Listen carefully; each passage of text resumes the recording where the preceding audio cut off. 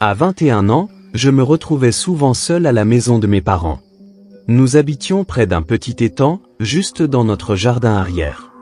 De l'autre côté de l'étang se trouve un petit parc municipal. Nos voisins étaient assez éloignés, c'était un quartier huppé et coûteux comparé au reste de la ville, donc les propriétés étaient vastes. J'ai déplacé depuis, mais c'était à l'époque où j'étais à l'université. Mes parents gagnaient beaucoup d'argent, possédaient plusieurs résidences, alors j'étais souvent seul à la maison.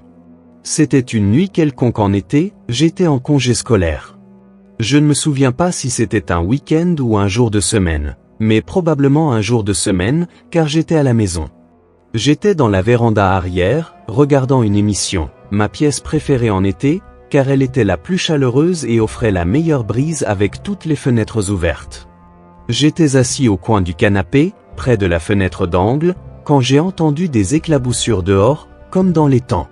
Ça pouvait être une oie ou un canard, parfois ils se battaient dans l'eau, produisant beaucoup d'éclaboussures, donc j'ai d'abord ignoré. Mais comme ça persistait, j'ai baissé le volume de la télévision pour écouter. J'ai même collé mon oreille à la fenêtre, et j'entendais des éclaboussures régulières, bien trop lourdes pour un canard ou une oie, comme des éclaboussures d'une personne. J'ai ouvert la porte de la véranda et je suis sorti sur la terrasse. J'ai scruté l'obscurité totale du jardin arrière.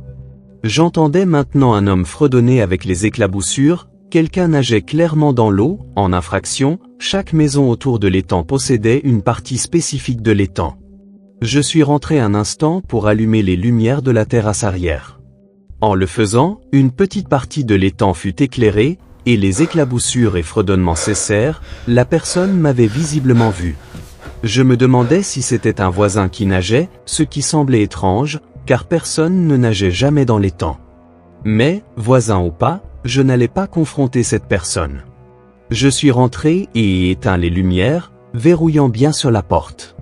J'ai envoyé un message à mon frère, qui était à l'université, à ce sujet, il n'a pas répondu immédiatement.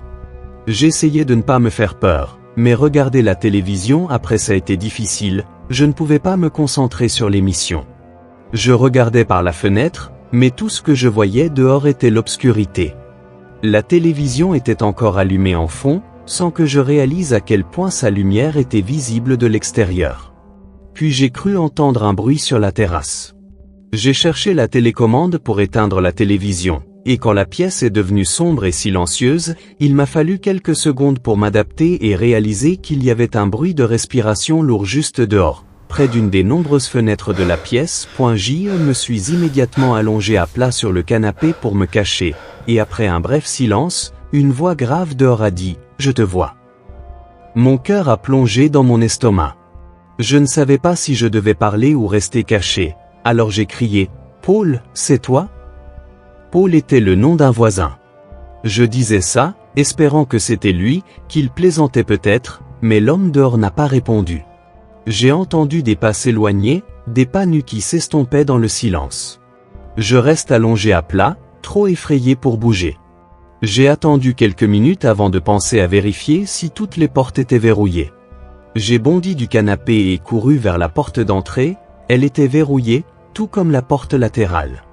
Après un moment et après avoir envoyé un message à toute ma famille sur ce qui se passait, mon père m'a dit d'allumer les lumières du jardin et de vérifier si quelqu'un était encore là, me disant d'être l'homme de la maison et de la protéger. J'ai obéi, j'ai regardé par la fenêtre, la terrasse était vide. J'ai pris un grand couteau, je suis sorti sur la terrasse, et j'ai regardé en bas, il y avait des empreintes humides, à moitié sèches, mais clairement des empreintes de pieds nus.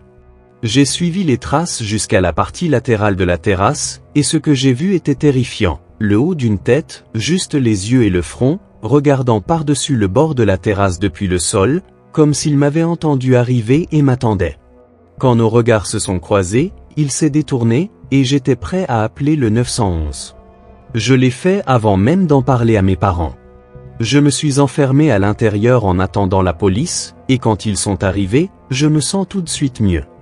Ils ont demandé si notre famille avait des ennemis ou des voisins problématiques, ce genre de questions. Ils ont fait une inspection rapide de la propriété et sont partis.